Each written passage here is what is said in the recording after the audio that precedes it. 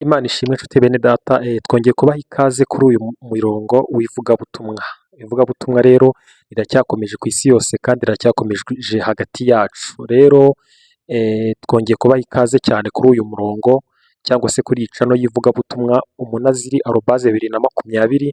Turashimira kandi abakomeje kutwereka ko turi kumwe nabo, abakomeje gukora subscribe kugira ngo tujye tubana mu biganiro byacu byose.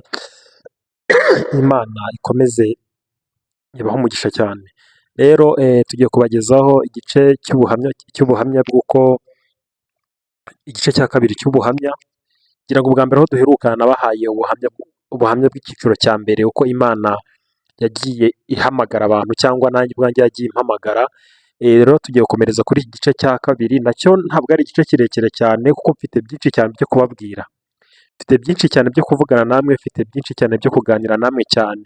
Rero ubu ni ubuhamya ngiye kubagezaho guhera muri 2020. Muri 2020 ngira ngo ubushize duherukana babwira ubuhamya bw'uko Imana yampamagaye, navuganye n'Imana cyangwa numvise ijwi ry'Imana rimpamagara muri 2015, ariko muri 2015 ntinda kwitaba. Rero muri 2020 nibwo Imana yagarutse kandi ije, ntabwo yaje ishaka gusubira inyuma. Rero iyi Mana ibaho kandi Imana ni nziza cyane. Rero muhaguruke bene data dukorere Imana bigishoboka. Ijambo ry'Imana riravuga ngo mushake Uwiteka akibonwa, kuko arabonwa igihe cyose. Kandi ijambo ry'Imana rikongera rikavuga mu migani riti, mu migani igice cya 8 umurongo wa 17, ngo nkunda abankunda, ngo kandi abanshakana umwete nibo bazambona. Rero Imana ni nziza cyane kandi Imana irashakishwa kandi koko irabonwa. Reka tubanze dusome iri jambo ry'Imana riri muri Samweli wa mbere igice cya 16 umurongo wa mbere. Ngo bukeye Uwiteka abaza Samweli ati, uzageza he kurira Sawuli kandi nanze ko aba umwami wa Isirayeli? Uzuza ihembe ryawe amavuta ngo utume kuri Yesayi w'i Betelehemu, kuko niboneye umwami mu bahungu be. Amen. Tukiri muri iki gice cya 16 umurongo wa 12, nanone 16 umurongo wa 12, Samweli wa mbere, tukiri muri icyo gice umurongo wa 12 haranditse ngo nuko aramutumira amujyana mu nzu. Yari umuhungu w'inzobe ufite uburanga kandi w'igikundiro. Uwiteka aravuga ati, haguruka umusukeho amavuta, niwe uwo. Samweli aherako yenda ihembe ry'amavuta ayamusukira imbere ya bakuru be. Uhereye ubwo umwuka w'Uwiteka akajya aza kuri Dawidi cyane.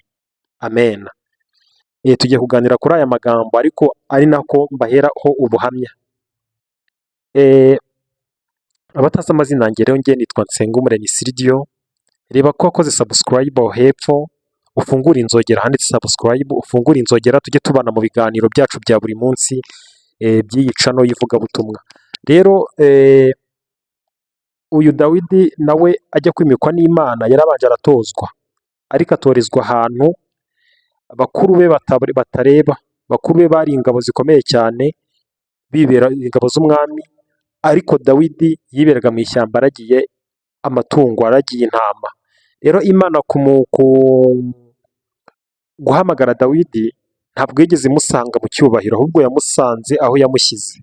Rero birashoboka ko natwe Imana ishaka ko ujya ahantu iguhamagarira we ikakubura, ariko nyamara Imana ifite imbaraga zo kugereka kwizanira. Kandi iyo Imana ije kukwizanira, iza ikwemeza, ntabwo ari wowe wiyemeza, ni Imana ikwemeza kandi ikakwemeza n'abantu.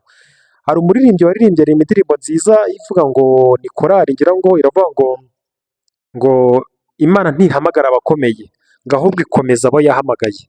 Iriya korali yarahishurijwe cyane. Rero tugiye kumva gato muri ubu buhamya bwa 2020 byari bimeze bite hagati yanjye n'Imana. Namwe rero muri busubizwemo imbaraga kandi muri buze kubona ukuboko kw'Imana.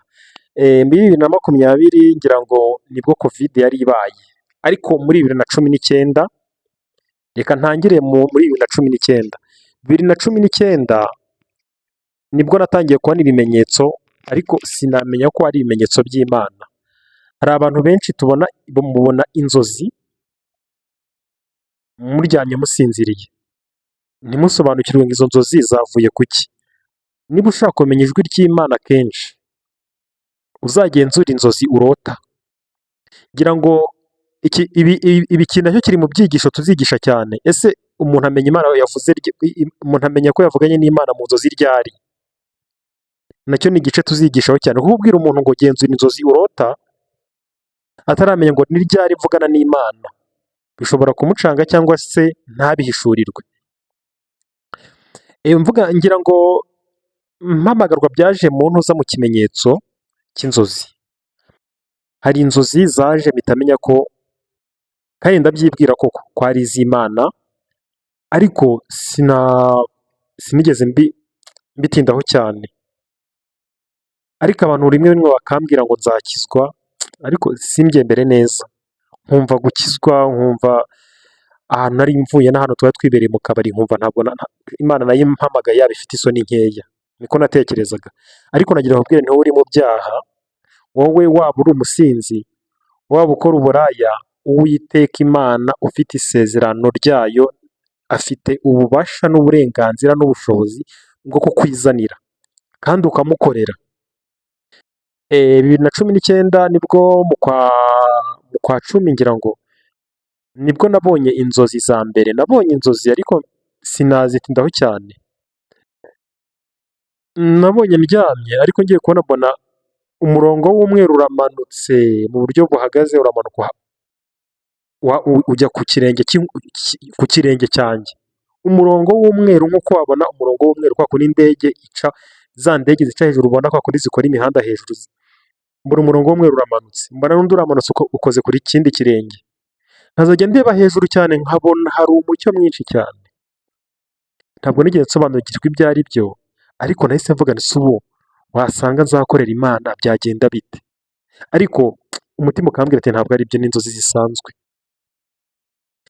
Ikindi kimenyetso nabonye rero kandi cyaje mu buryo bubi, ariko ntabwo nari nzi ko Imana iguhamagara mu buryo bwiza niba igushaka, izakuzana ufite iguhindurira akazi. Niba wambara umwenda umwe ikaguha imyenda 20, niba nta nzu ufite igahita iguha inzu. Njye niko nibwiraga. Ariko Imana iguhamagara cyangwa kwigisha ishuri bitewe n'ikizagukoresha. Nkunda kuvuga iri jambo ngo bitewe n'ikizagukoresha, kuko abantu bose Imana ihamagaye ibahamagara mu buryo butandukanye kandi ikazabakoresha ibyo ishaka.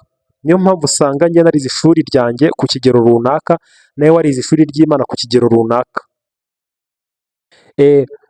Ngira ngo nabonye inzozi za kabiri aho nakoraga muri kampani. Nabonye inzozi ariko nzisobanukirwa igice kimwe, ikindi gice sinakimenya. Nabonye inzozi mbona nambaye imyenda y'imyeru. Murabona ko uyu mupira nambaye ari umweru, ni umweru, kandi urabona ko ni sans griffe, ya mipira itagira griffe. Ubona ni umweru nta rindi bara ririho. Nambaye n'ipantaro isanzwe ariko umupira wari umweru. Ipantaro yari ifite irindi bara ariko umupira wari umweru. Noneho mbona inzozi abantu benshi baraza, cyane cyane aho nakoreraga muri iyo kampani, sinshaka kuyivuga hano. Mbona bari kunsiga ibizinga ku mupira w'umweru, aho kugira ngo basige ku ipantaro ifite ibara ry'umukara, ahubwo bakareba umweru akaba ariwo wanduza cyane. Mbona abantu bari kunsiga ibizinga, agafata ibyondo akansiga ku mupira, agafata ibyondo asize ku mupira. Nkababwira nti ese mwasize kuri iyi pantaro ko muri isa n'umukara, aho kugira ngo munyandurize umupira wanjye w'umweru, bagasiga ku mupira, kuko umupira w'umweru nari nk'ufite. Ntabwo ari uyu nambaye, ariko uyu mupira n'umweru murawubona namwe mudukurikiye. Icyo gihe narakangutse ndisobanura, ndavuga nti ese kubera iki abantu bansiga ibi bintu, ibizinga ku myenda y'imyeru, kuki batasize ku ipantaro y'umukara? Ntabwo nigeze nsobanukirwa ibyo ari byo. Nshuti mwene data, izo nzozi zari zifite ikintu kinini zivuze kandi gikomeye. Wari uzi ko ibyo bintu nabonye mu nzozi byasohoye? Wari uzi ko ibyo bintu nabonye mu nzozi byo kubona bansiga imyenda ibizinga ku mwenda w'umweru, wari uzi ko bitamaze n'amezi 2 ngo zisohore? Nyuma y'amezi 2 izo nzozi zarasohoye, zisohorera aho nakoreraga mu kazi muri kampani. Kumbe ni inzira z'Imana. Ubwo Imana yari itangiye kungenderera mu buryo bwa nyabwo, ariko njye ntabwo nari mbizi. Ngira ngo ndakomeza mbabwire uko byagenze.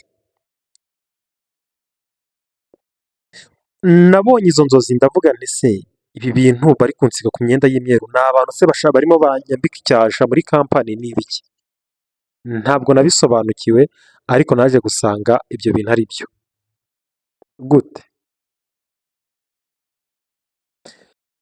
2019 mu kwezi kwa 12 umuhanuzi yaje kudusura mu rugo yitwa Innocent. Ntumbaze iby'abahanuzi ngiye ntabyo nari nzi. Umuntu wari wivuyemo, umuntu winyweraga inzoga kumubwira ngo Imana iravuze ngo cyangwa umuhanuzi ariho, umuntu utarigeze usenga utazi irisohoka n'irisoza, utarigeze asenga, yibera muri boîte, kumubwira ngo Imana iravuze uba usetse imikara rwose. Mbona umuhanuzi witwa Innocent, impamvu namumenye nuko nabanaga na murumuna we mu rugo aho twakodeshaga. Yaje kumusura nanjye mboneraho. Aje kumusura ubwo twari twifitiye inzoga tubitse inzoga mu cyumba bisanzwe. Araza niwe muntu watubwiye, aratubwira ngo 2020 ati hari icyorezo, ntabwo yavuze icyorezo, yavuze ngo hari ikintu kizaza ngo kize ngo gifunge isi yose. Uko kizaza ngo kandi ngo kizafunga n'imipaka. Arabivuga ariko kubera ko twamwumvaga nyine nk'umunyamubiri se twebwe ntacyo byari bidufasheho. Ntabivuze, ntabwo twamenye ibyo ari byo. Asiga atubwiye ibintu turabibona. Izo nzozi zaje gusohokara mu buhe buryo? Nibwo nagezeho kuko uwo muhanuzi ndi bumugarukeho, Imana imuha umugisha cyane. Naragiye nyuma nko mu kwa 12 nsanga muri kampani hariyo kese rwose itanabaho. Ibintu byapfuye, kampani yohereje ahantu birapfa, nsanga ni njye babihinduye, nsanga ahubwo bampaye n'urupapuro rwo kwisobanura. Ngira ngo abantu mufite abakozi cyangwa abantu mufite abakoresha bameze batyo, iyo wakoze nk'ikosa baguha urupapuro rwo kwisobanura. Kuki wakoze ibi? Kuki ibi n'ibi? Ariko ngewe ntabyo nari nakoze. Bishatse kuvuga ngo hari kese yaremwe n'abantu runaka muri kampani, aribyo nabonaga mu nzozi. Bayintsindagiraho, irangije ishaka kumfata. Unkurikire neza kuko aha niho nahuriye n'Imana, unkurikire neza cyane turagendana. Kampani igirira iki buri bintu ugira ngo byari byaragiye bigaruka byapfuye, bahita bavuga ko ari njye wabikoze. Kandi njyewe nakoze shift y'umugoroba, ibindi byari byakozwe na shift ya mu gitondo. Wambwira gute ukuntu ufata ibintu ukabishiftinga ukabishyira ku muntu wakoze ikigoroba kandi hari uwakoze mu gitondo? Aha harimo ubushake bw'Imana. Untege amatwi, kuko hari abantu bumva ngo Imana ngo ntabwo yaguhamagara ngo ikwifuriza ibintu bibi ngo cyangwa ikuzane mu kimenyetso kibi. Imana irabikora. Bibiliya iravuga ngo tukiri mu isi dufashe igihe mu ntambara, kandi ujye wemera ko hari ibintu bibi bibaho Imana yabishatse ariko ikabikurindiramo, ikarinda ubugingo, ariko ibintu bibi bikakugeraho, izo ndwara zikaza ariko zikakugeraho. Untege amatwi, unkurikire. Bambeshye ndavuga ntabwo ibintu ari njye wabikoze, nakoze shift y'umugoroba nerekana n'ibimenyetso bibi by'ubusa.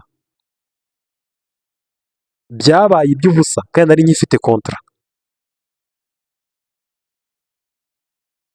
Barahemba banga kumpemba.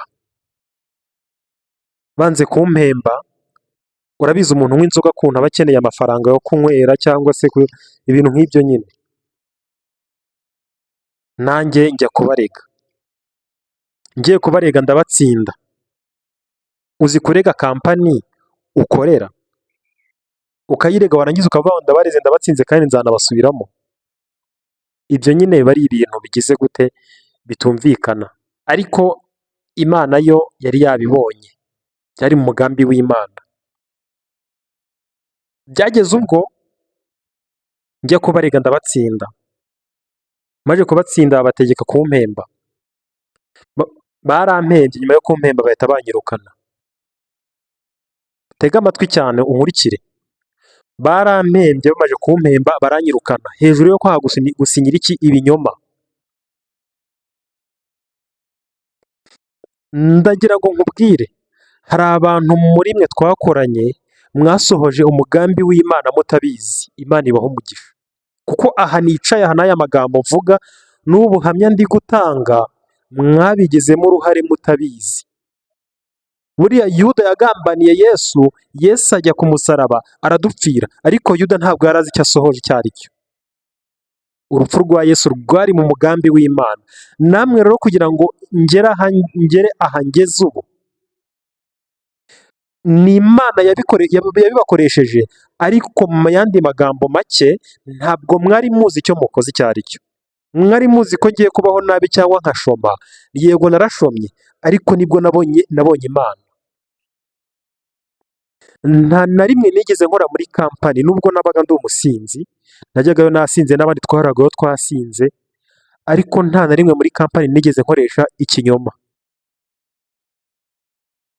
Muntege amatwi, ntega amatwi rwose turi bwumvikane nta kibazo. Nta na rimwe nigeze nkoresha ikinyoma mu buyobozi, nubwo nayoboranaga n'abantu, nta na rimwe nigeze nkoresha ikinyoma.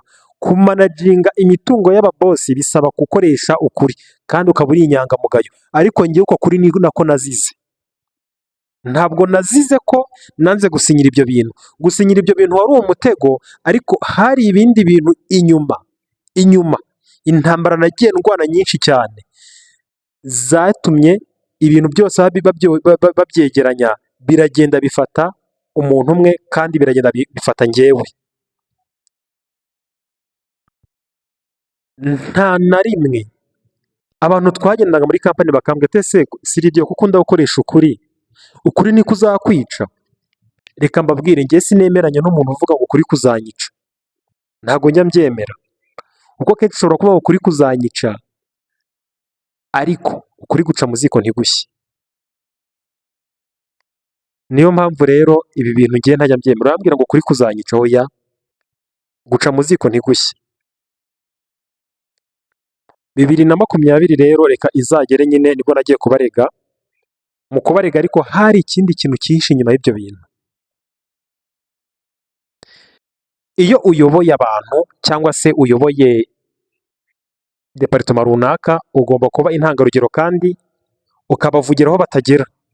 Niba uri umuyobozi udashobora kuvugira abantu uyoboye, ntabwo uri umuyobozi, kuko akenshi twebwe ubuhedinzi, ubuyoboye, niyo mpamvu bakugezaho ibyifuzo kandi nawe ukabizamura ukabigeza kuri bosi.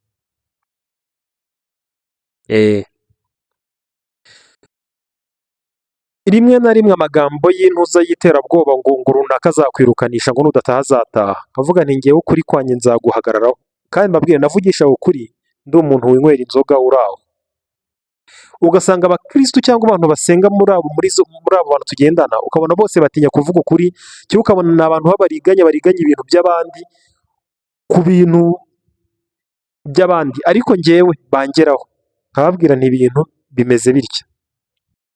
Rero niyo mpamvu ukuri, iyo wavuze ukuri, hari abakurwanya bariyongera.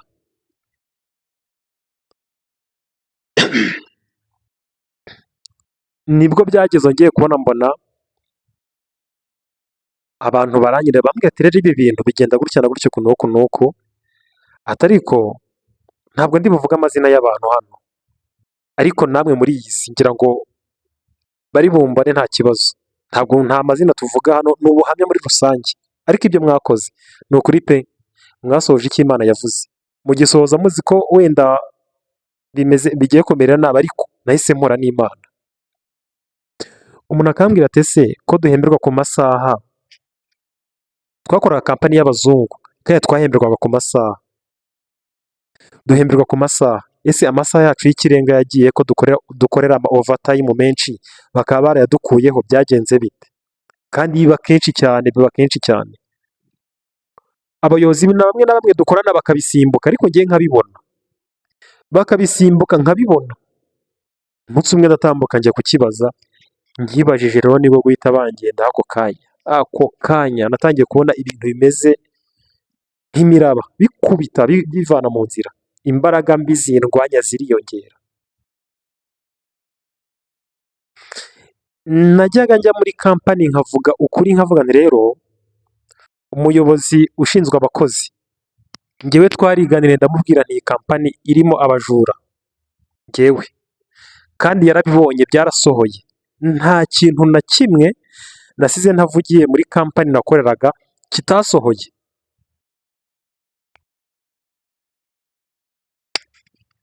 Sigana nababwiye n'umuntu wiba, ubu yarafashwe.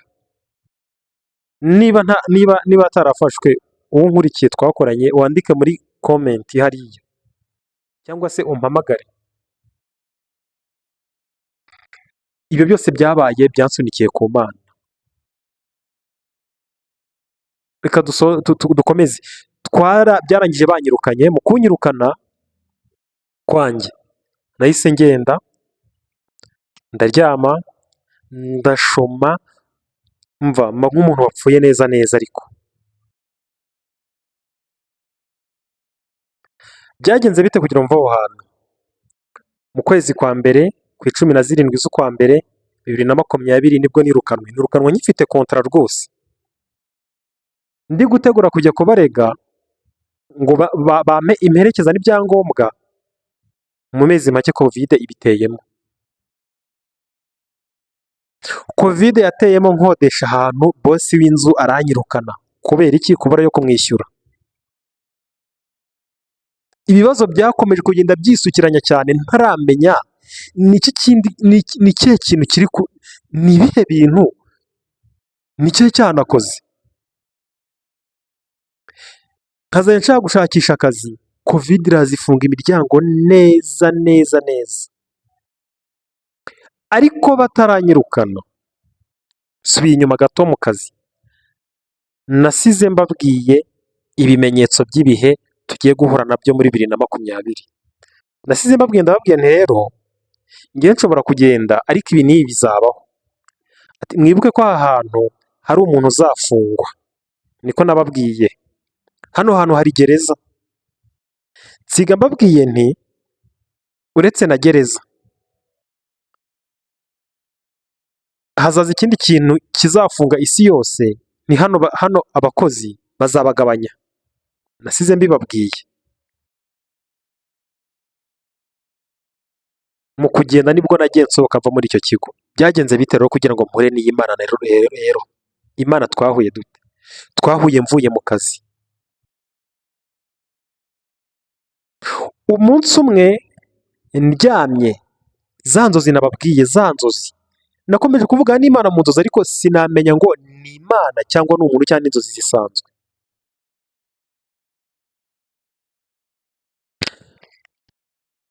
Ndyamye ndabyibuka ahantu twari turi hari Bibiliya imwe, hari Bibiliya yari yaracitse ukuntu, ariko ntabwo twajyaga tuyisoma, ari aho bisanzwe tu. Ndyamye mbona uburyo muri kampani bimeze, mbona n'uburyo nirukanwe, ndabibona binsanga mu nzozi. Wibuke nari ntaramenya Imana, nari ntaramenya ngo ninde tuvugana, ntaramenya ngo ibi ni ibiki. Ubyibuke neza. Ngiye kubona mbona mu nzozi ndyamye, mbona uwo twakoranaga yari manager wanjye, ndi assistant wiwe. Sinkuvuze, ntabwo nkuvuze, ntabwo muvuze. Yari umukobwa, ndamubona, mubona mu nzozi. Mbona araje, yaje yambaye icyenda cy'umukara yikwije hose, ariko isura ye yayisize. Nuko wakwitega hose, ahantu hose mu maso ukahibagirwa, ariko hose yari yambaye ibintu by'imikara binini cyane. Mbona aciye mu idirishya ry'ikirahure ry'icyumba nari ndyamyemo, mbibona mu nzozi. Araza ahita acikamira, ahita amfukamaho n'ivi, araniga cyane ku buryo kuvuza induru biranga cyane. Yari yambaye ikintu cy'umukara kinini cyane, ariko ndamubona, ndavuga nti ngo dore runaka. Ntabwo tuvuga amazina y'abantu hano, ariko ni ubuhamya. araniga kuvuga biranga neza neza umwuka urahera. Ngiye kubona mbona siko narambuye ikiganza nkora kuri ya Bibiliya iri hirya yanjye. Nababwiye ko aho mu cyumba hari Bibiliya isanzwe ariko ntabwo twayisomaga. Mpita nyifatisha ikiganza. Nyifashishije ikiganza ahita arekura aravuga ngo arahiye. Kuvuga ngo arahiye rero yabaye nk'uhagaze mu kirere ngo ndahiye arataka cyane ngo arahiye.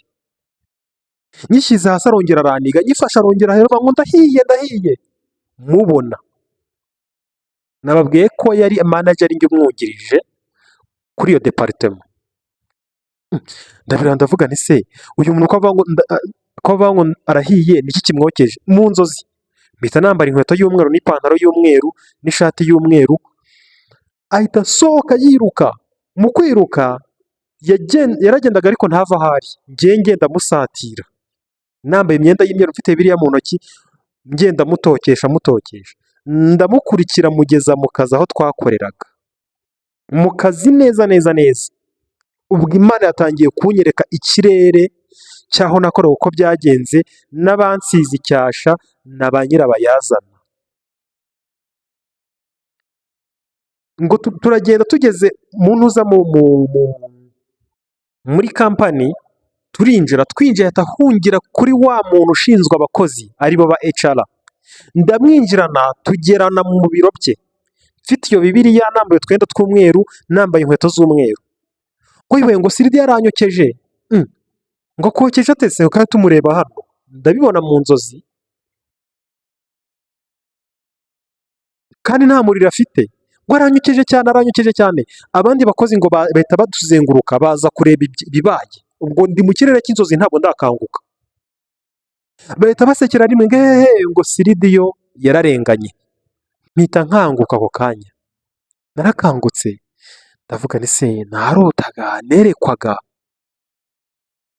Ibi bintu se bivuye ku Mana ko ndose mfite iyi Bibiliya yari iri aho ku ruhande ku musego ariko ntayisoma, hari umuntu waje arayiharambika arigendera. Ndibaza ni se uyu muntu uvuga ngo ndamutwitse, ubundi kumutwika kwanjye nawe duhuriye. Mpita nibuka akantu ko kuvuga ngo azataha cyangwa ntahe. Kubera ko nagiraga ukuri kwinshi cyane, kubera ko nagiye ngaragaza imikorere itagenda neza, ngiye ntabwo najyaga ntinya abantu ariko sinashyanukaga, nagiraga ukuri kwinshi cyane abantu ntibabikunde ariko birangira nirukanwe. Mpita mbona kwa kuri nirukanwa ko Imana yahise inshaka cyane. Narakangutse mu nzara nyinshi cyane nibwo natangiye kwicwa n'inzara mu kwa kabiri muri 2020. Ndabaye se iyi ni Imana tuvuganye, izi ni inzozi, ibi ni ibiki? Ntabwo nari nakamenye kumva ikirere cy'ijuru cyatangiye gufunguka. Imana yatangiye gufungura ikirere cy'ijuru, natangiye kuvugana n'ijuru ntabizi.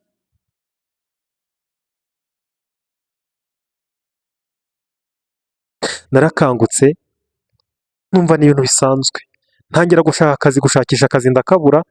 Noneho mbona akazi mu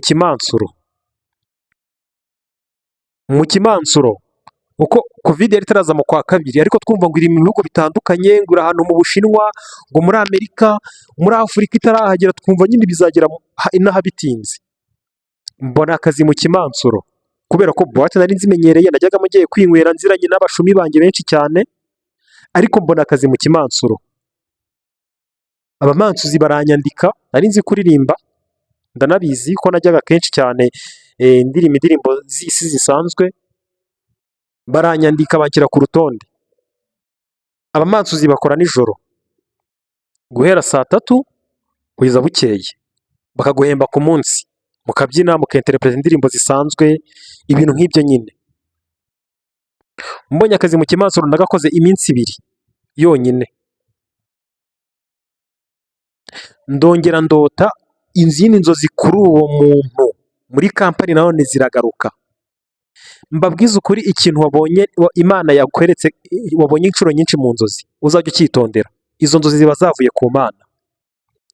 Mbona izindi nzozi bwa kabiri ziragarutse, zigaruka noneho mbona umukoresha aba HR ndabasuhuje cyane, mujye mukoresha abakozi neza.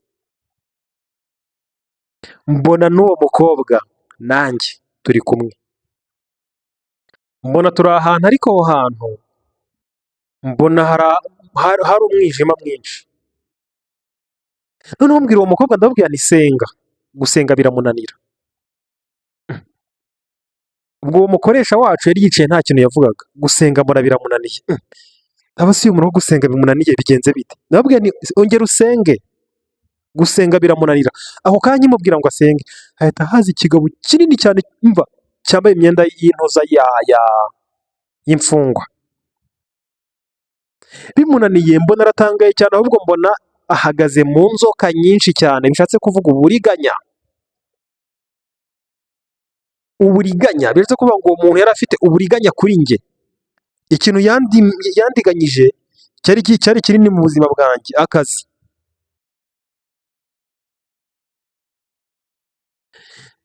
Nibwo narakangutse mbona nanone arongera aragaruka. Se uyu muntu umukobwa akagaruka inshuro nyinshi mu nzozi bimeze bite?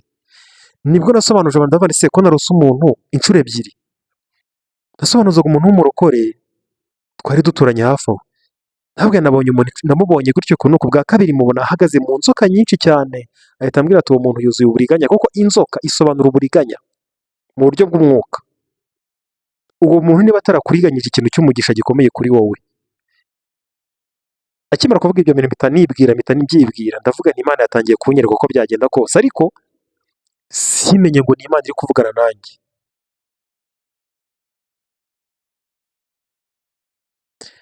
Byageze ubwo mfata umwanya ndavuga nti uyu muntu nzamuhamagare.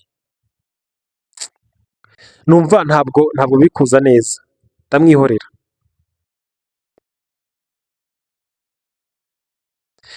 Ku itariki 9 z'ukwezi kwa kabiri, ari nabwo narisuzumye ndasenga ndara ndira.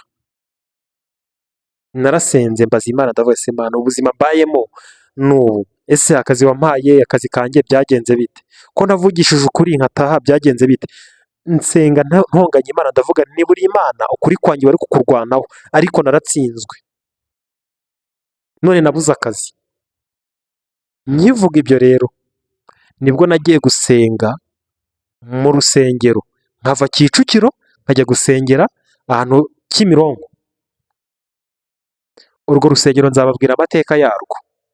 Iyo Imana ihamagaye umuntu ijya imuha n'umwuka w'ubugenzuzi. Njye ntabwo nari mbizi ko ntangiye kugira umwuka w'ubugenzuzi, ariko mwa bantu musenga mwe, ninjiye mu rusengero ndababwira nti mwarashize.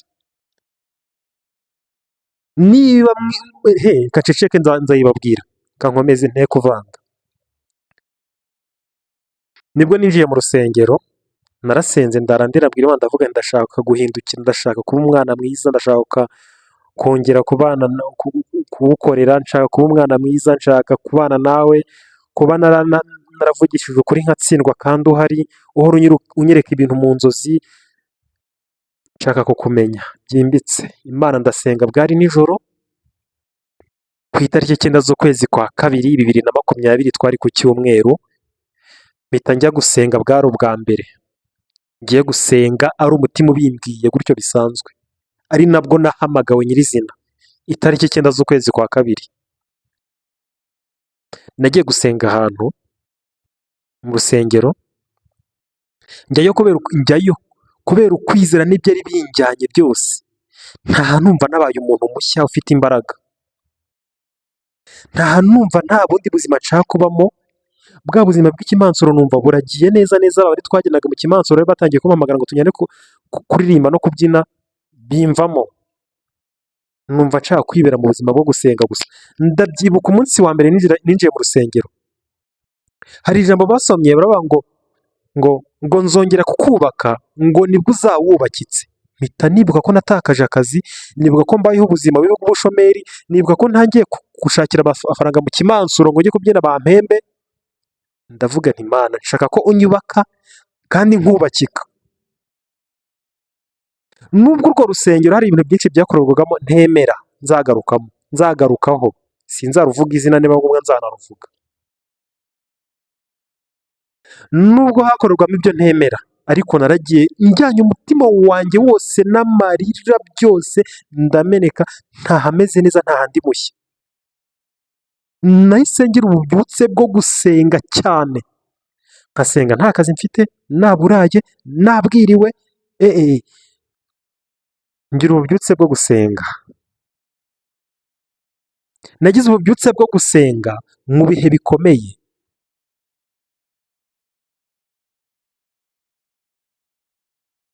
Kumbi kangaruke kuri wa muhanuzi. Wa muhanuzi ikintu yari yavuze kizafunga isi cyari kije, ariyo Covid.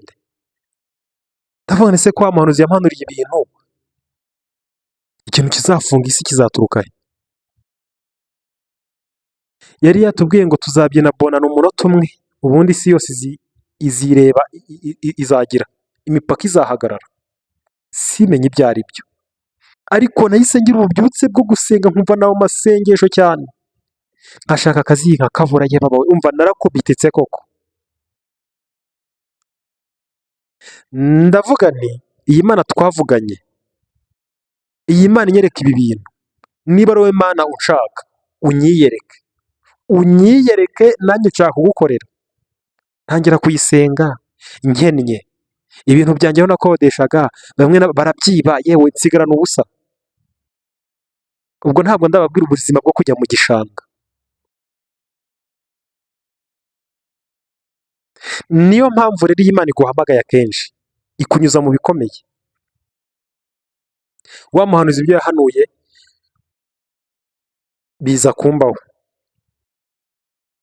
Ndabyibuka nagiye gusenga, hari umwana w'umukobwa aririmba muri korali simuzi, ntabwo nari nakabimenya, aririmba indirimbo yitwa ngo iby'inyuramo biruhije ni iby'igihe gito. Numva n'ubuzima bwanjye neza neza, numva nkoze ku mutima. Ariko kubera ukwizera nari najyanye, ntangira kubona Imana mu bimenyetso, itaravuga nanjye ngo nyimenye, ahubwo nyibona mu bimenyetso. Mfite ubuhamya burebure. 2020 rero muri uko kwezi kwa kabiri nagize ububyutse bwo gusenga cyane, buri cyumweru nkumva naba mu nzu y'Imana, inkweto ziragenda ziracika n'imyenda iragenda neza neza. Bosi w'inzu aho nabaga nawe yari amereye nabi cyane, ambwira ati gira vuba uvire mu nzu, dore nkeneye inzu yanjye, nta mafaranga ufite. Nkibivuga gutyo rero, mu kwezi kwa gatatu ngiye gusenga igihe kimwe, nsanga imihanda irafunze, ngo ni ukujya mu rugo tukikingira na Covid yabaye. Nagize ubwoba, ndavuga nti ya Covid irabaye, mbwira Imana, ndavuga nti Imana ndapfuye, mbabarira ibyo nakoze byose, imperuka irageze, mbabarira umpe amahirwe ya nyuma yo kugukorera no kugendana nawe muri uru rugendo. Mana nzagukorera, mbabarira. Covid yakinze inzira, mbura aho ndeba, mbura aho nca, mbura icyerekezo. Imaze gufunga inzira rero, nibwo wa muhanuzi twabonanye, mubwira ibyambayeho, arambwira ngo iyo ni Imana, njya kubasura baranganiriza. Reka nsoze kino gice, turi mu buhamya bw'ubutaha tuzaganira ku bindi bice by'uyu muhamagaro. Tuzaganira ku gice cy'uburyo nagiye kuba mu gishanga. Reka Uwiteka abane natwe rero. Twasomye ngira ngo ijambo riri muri Samweli wa mbere, uburyo Dawidi yahamagawe ari mu ntama, ari umushumba, ariko aranga aba umwami. Reka dusengere kugira ngo Imana ikomeze ifashe abantu bari hirya no hino badukurikiye, ubuhamya buzabagereho. Ndacyafite byinshi byo kubabwira.